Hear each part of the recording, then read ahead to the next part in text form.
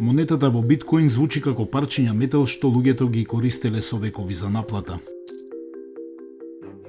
Но биткоините и другите криптовалути се дигитални валути. Ништо физички не ги поврзува со трансакцијата со биткоин, освен компјутерски код.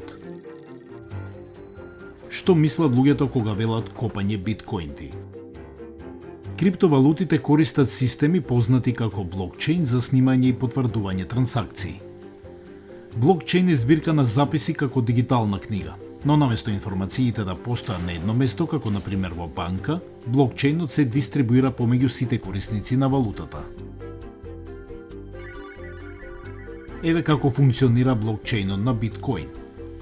Како што се прават нови трансакции и се ажурира блокчейнот, сите на мрежата ги добиваат истите информации за да го зачуваат системот безбеден. Секоја нова трансакција е групирана со други неодамнешни трансакции во блокот, чекајќи додавање на блокчейнот. Ова е моментот кога започнува процесот познат како рударство.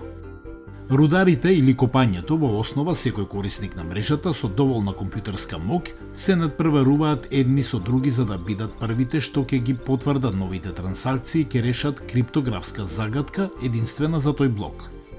Ова вклучува погодување хаш или код, направено многу долга низ броеви и букви уникатни за тој блок.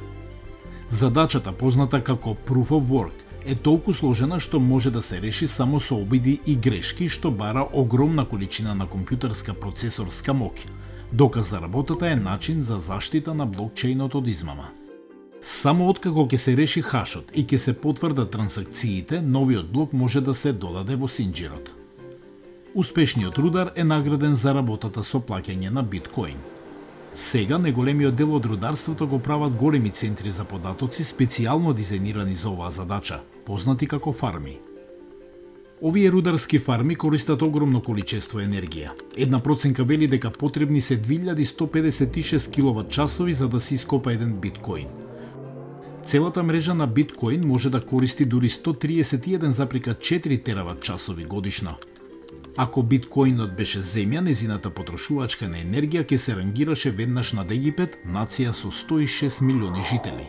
Покрај биткоинот сега има над 2000 други системи за криптовалути. Некои користат други методи, освен енергетско интензивното рударство, за да ги обезбедат своите системи.